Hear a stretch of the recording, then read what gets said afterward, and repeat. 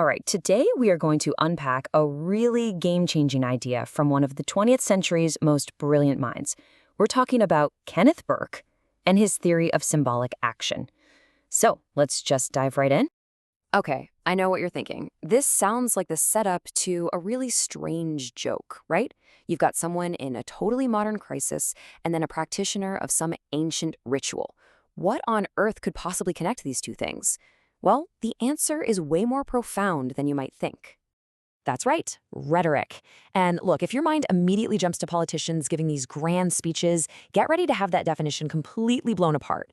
Because for Kenneth Burke, rhetoric is something much, much more fundamental to who we are as human beings. So to really get this, we need to get to the absolute core of Burke's philosophy. This idea that language isn't just for describing the world. No, it's for acting in it. It's a form of doing. So who was this guy, Kenneth Burke? Well, he was an absolute powerhouse of an intellectual who looked at huge fields like literature and philosophy and saw this one common thread running through all of it. He argued that whenever we use language, we're not just passively describing things, we are actively doing something. We're performing an action. And his main tool for analyzing all these actions was his theory of dramatism, which basically sees all of human life as a kind of drama. And our words? Well, our words are the key to figuring out our motives. And this radical new idea led him to completely redefine one of the oldest subjects in Western thought, rhetoric itself. He wanted to push it way beyond this narrow little box of just giving a persuasive speech. Now, just notice the precision of his language here. He isn't just talking about, changing someone's mind. He says rhetoric has two very distinct jobs. First, to form attitudes, and second, to induce actions. It's this 1-2 punch that totally reshapes how we have to think about communication. So here's the crucial point.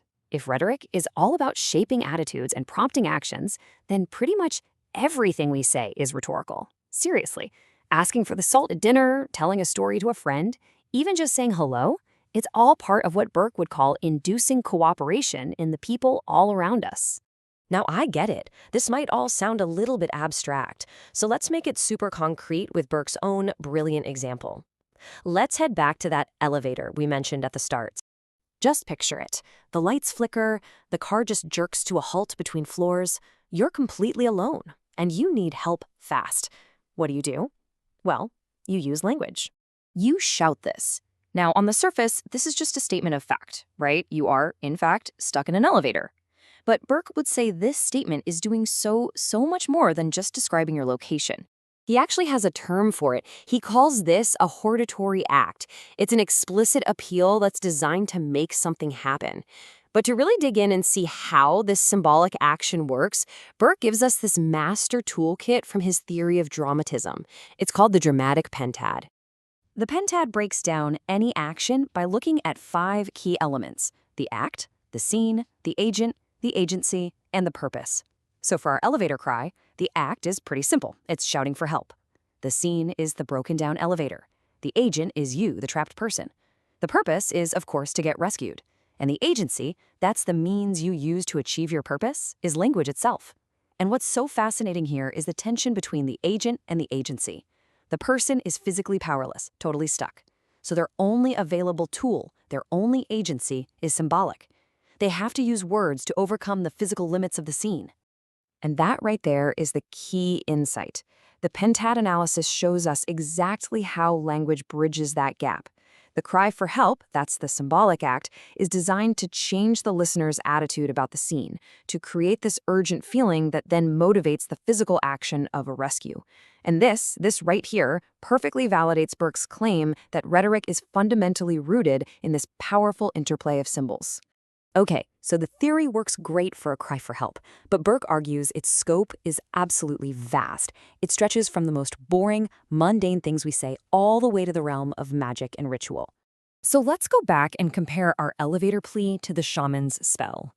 One is a desperate, totally practical shout. The other is this formal, ritualized chant. One is trying to get a door opened, the other is trying to heal a sickness. I mean, they really do seem like polar opposites. But for Burke, the underlying dramatic structure is exactly the same. The shaman is also an agent, using language as their agency. But now the scene isn't a broken machine, it's a sacred ritual space. The purpose isn't physical rescue, but spiritual alignment. And the agency isn't a simple shout, but this complex spell that's rooted in tradition. So even though all the elements are different, both are using symbolic action to form an attitude of belief, of healing, to induce an action, whether that's in the physical world or the spiritual realm. So why does any of this matter?